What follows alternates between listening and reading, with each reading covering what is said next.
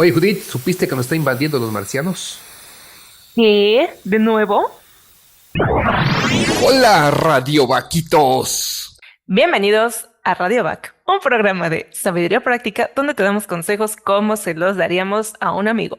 Este programa busca crear conciencia en un mundo donde nos estamos olvidando de pensar y reflexionar. Conducido por Judith y Draco, expertos en nada.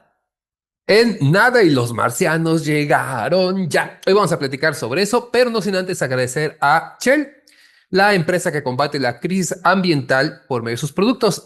Ellos los encuentran en shell.com.mx, su página web. Y también agradecemos a Binary Concept, una empresa de diseño gráfico, desarrollo web y producción multimedia.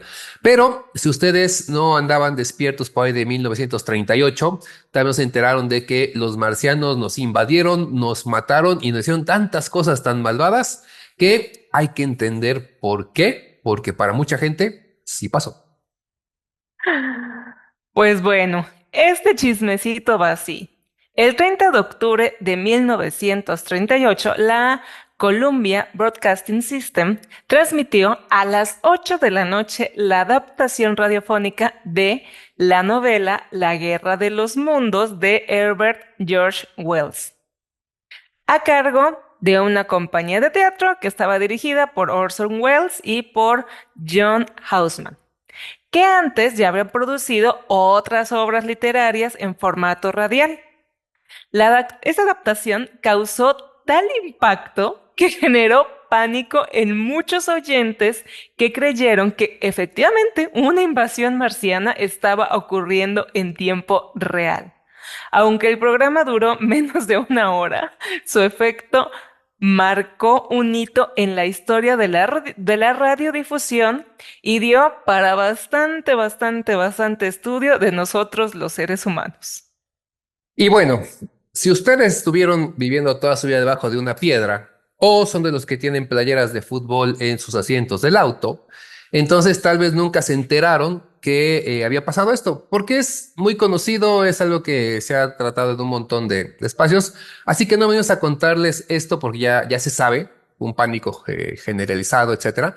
Pero lo que nos importa es el estudio que sale de esto, porque si bien eso fue en 1938, estamos en octubre, fue ya hace muchas décadas, casi llegamos a los 100 años de eso, pero lo importante es, a pesar de todo eso, la evolución y el crecimiento y que somos acá bien chidos, muchas cosas se repiten, pero así, o sea, idénticas hoy en día y queremos desentrañar ello, sobre todo porque esto está enfocado también a esas famosas fake news que tanto nos afectan en el día a día y que parece mentira que sigamos cayendo en ellas porque parecería que seguimos siendo personas del 38, 1938. Que no digo de manera despectiva, pero la evolución, el crecimiento, el avance debería de habernos hechos mejores y en unos casos estamos un poquito peor. Pero bueno, esta invasión de Marte, así es como se llama, un estudio que hizo Desde, desde, sí. desde Marte, ¿no es la invasión de Marte, desde Marte? No, el estudio tal cual que sale de este rollo del pánico se llama La invasión desde Marte. Perfecto. La versión de Marte, que es de Heidi Cantrill, es un investigador gringo, hizo este estudio, lo hace 2 años después, en 1940, otra vez, vean hace cuánto tiempo. Y ahí empieza a examinar, bueno, ¿por qué nos pusimos tan locos? ¿Por qué la gente sí entró en este pánico? ¿Por qué había gente en la calle armada, etcétera? Para empezar a medir ese impacto psicológico y social, ¿qué es lo que pasó con un simple programa de radio? Ojo, contexto histórico. No había internet, no Ujú. había televisión como tal, así como la conocemos que hay en cualquier cuarto hoy en día en el celular. Todo lo importante se comunicaba a través de radio. Y no era anormal que hubiera telenovelas radiofónicas, estas adaptaciones radiofónicas, etcétera. Lo que pasó que la gente le prendió, agarró a mitad del programa y aunque muchas veces durante el programa se dijo que era una reproducción de una obra, ya el daño estaba hecho. Cantrill se centró en investigar entrevistas, analizar, hacer encuestas, pero la pregunta principal era cómo y por qué los oyentes se creyeron esto, pensaron que era algo verídico, mientras que hubo otro grupo que no. Entonces, a fin de cuentas, hoy en día, ¿cómo llamamos eso? Psicología de masas, que es el cómo los medios, algunos medios, pueden influir en lo que creemos, cómo nos comportamos y cómo las situaciones de pánico nos pueden llevar a perder la cabeza por completo. Repito, fue en 1938, hace casi 100 años. El estudio se hizo 2 años después, 1940, ¿sí? Hace 80 años prácticamente. Vamos a ver de ese estudio qué tanto se sigue reproduciendo. Y cuando nosotros mencionemos medios, piensen en Internet, piensen en YouTubers, piensen en noticias, piensen en el mensaje de la tía en el WhatsApp, el mensaje del grupo de vecinos, etcétera. Porque les digo, seguimos siendo muy orsonianos en ciertos casos. Pero bueno, Judith, lánzate con el primero. Bueno, podemos platicar así como el conocimiento que dio en general de cómo nos comportamos bajo pánico. El punto número uno que queremos platicar con ustedes es que este estudio que se hizo demuestra cómo los medios pueden influir poderosamente en la percepción pública. Las personas que escucharon la transmisión por la radio creyeron que la invasión era real porque el formato que tenía la transmisión de tipo noticiero otorgaba legitimidad a la información. Hoy en día vemos un video por ahí en el TikTok o donde sea que tiene un formato de alguien que se pone una bata y dice que es científico y ya lo andamos creyendo. Así es. Recuerden al presidente Pelos de Zanahoria que decía que había que inyectarse cloro para evitar el COVID. Y lo decía una autoridad, ¿no? Ahí es cuando viene el problema.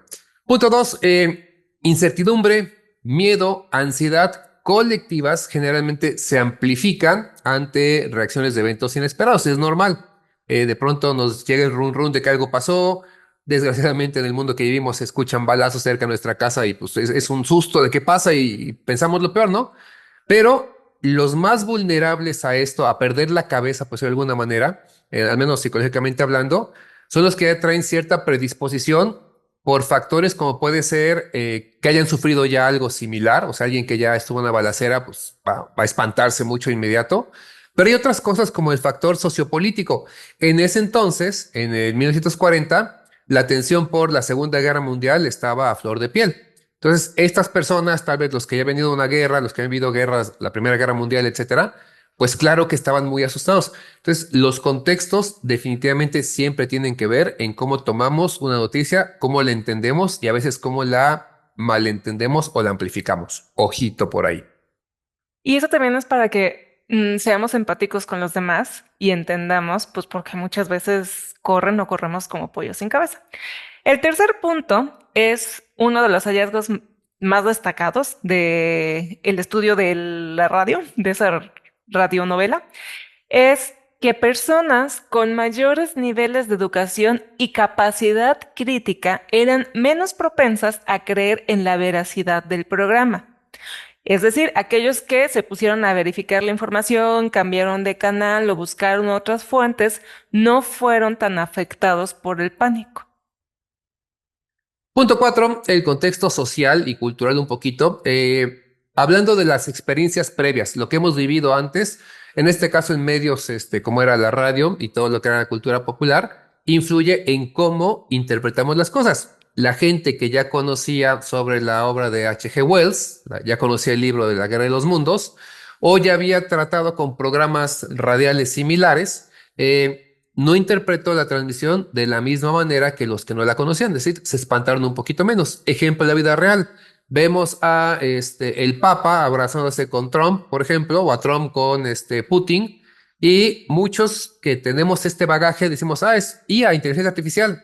Identificamos por la iluminación, por los dedos, por muchas cosas, pero hay mucha gente que no. Entonces, este tipo de cosas siguen pasando y de pronto nos sentimos como intocables, como que yo ya entiendo bien las cosas, pero seguimos cayendo en cosas como esas, o el príncipe que nos manda un correo diciendo que nos va a dar varios millones si le ayudamos a transferir su dinero. Spoiler, no existe ese príncipe. ¿Qué? ¿No me están contratando de Amazon? Ahora, Otro punto importante es el poder que tiene la narrativa, es decir, la forma en que se presenta la información. El formato narrativo que utilizaron en esa radionovela mezclaba entrevistas, entre comillas, en vivo con sonidos realistas y reportajes así de reportaje de última hora. Entonces, esto fue crucial para que ganara credibilidad y para que creyeran que efectivamente el evento estaba pasando. Entonces, de aquí que se puede sacar que esto destaca el poder de las narrativas bien estructuradas para provocar emociones intensas y alterar la percepción de los hechos.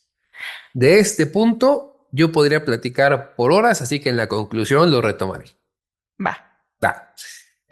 Punto 6 de los 7 que tenemos. También se exploraron en este estudio cómo reaccionaban de manera individual las personas al miedo, a la ansiedad y cómo se iba amplificando este pánico colectivo.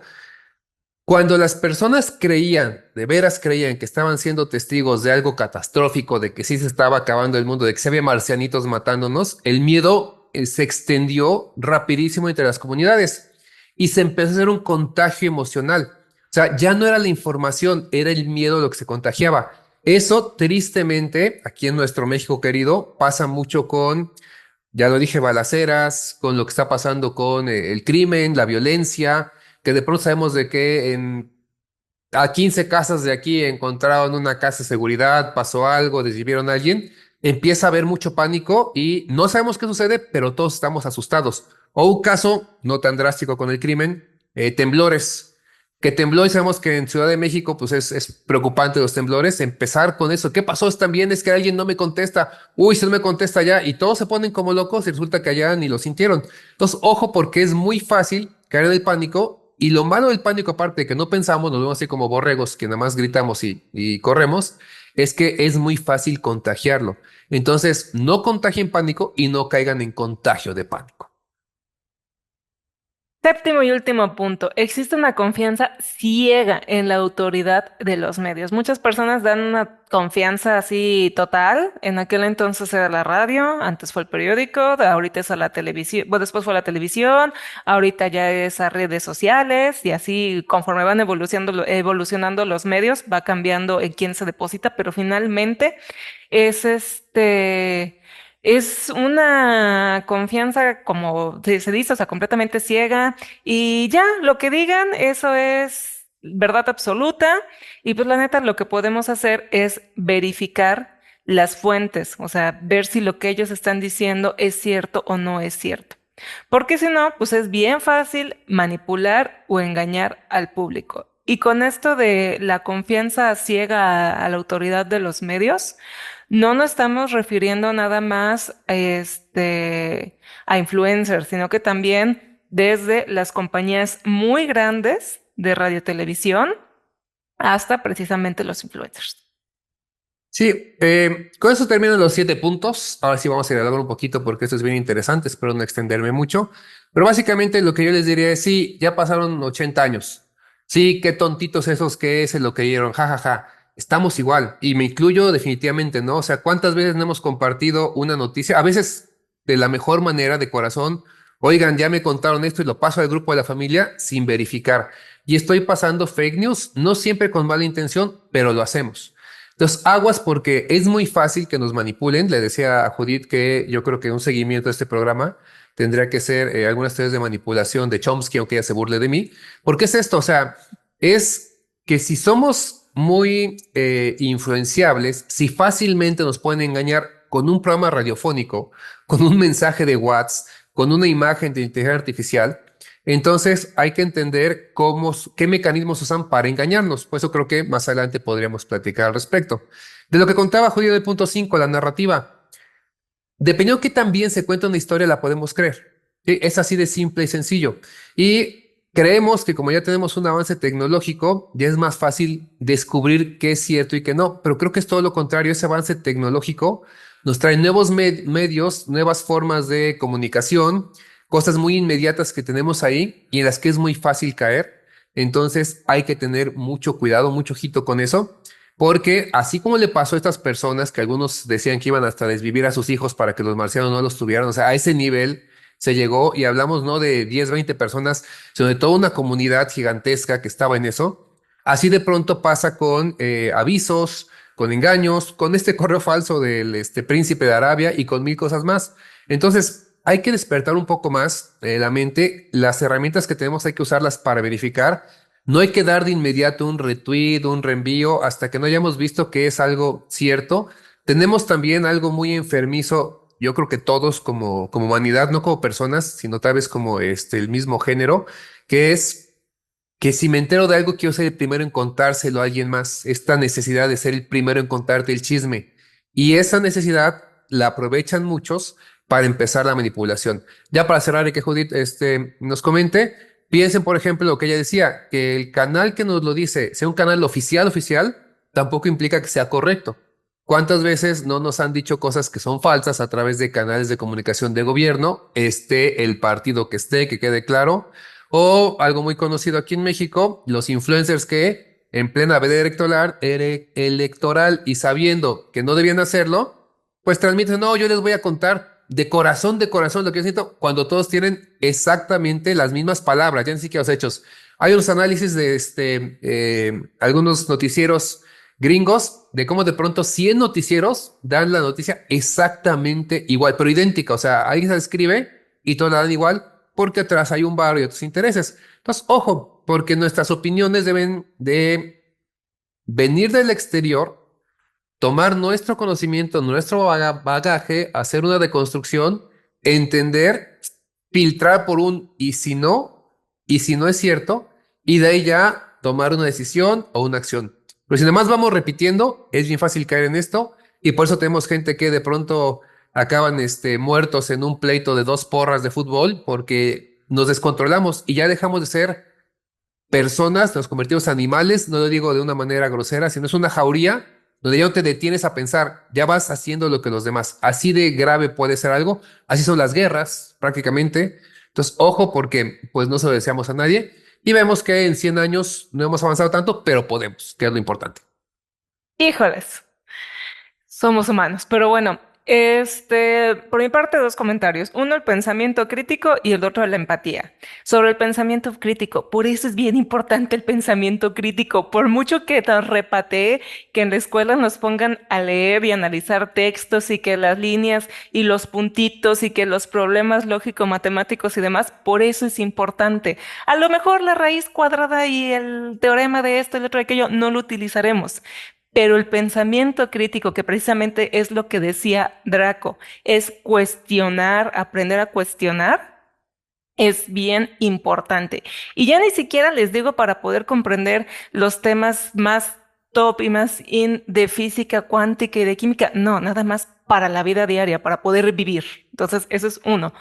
Y el segundo, la empatía, que también al estar leyendo estos rollos de psicología social y cognición social, está bien interesante porque nos ayuda a empatizar con los demás y en vez de juzgar y decir, ay, es que la gente, ¿cómo están? Pongan los adjetivos negativos que quieran, pues es comprender que a lo mejor si tú lo ves diferente es porque cumples con estos puntos y finalmente pues sí tienes un privilegio que muchas personas no tienen. Entonces, también mi invitación es a ser un poquito más empáticos y a tirarle menos hate al pensamiento crítico.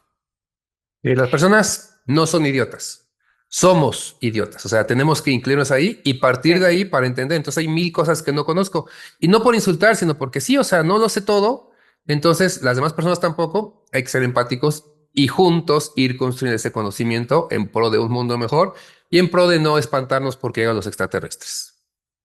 Y es bien válido porque neta, entre más sabes, te das cuenta que menos sabes. Pero bueno, con esto cerramos y recuerden que les damos consejos como se los daríamos a un amigo. Así como aplicar el like, me gusta o manita arriba. Toquen la campanita para recibir aviso cada vez que subimos material nuevo. Suscríbanse en nuestras plataformas y síganos en redes sociales. En Instagram estamos como radio.back, en Facebook radioback2, YouTube, Spotify y Apple Podcast Radioback. Muchas gracias a los que escucharon el episodio anterior y recuerda, prende tus alas porque naciste para volar.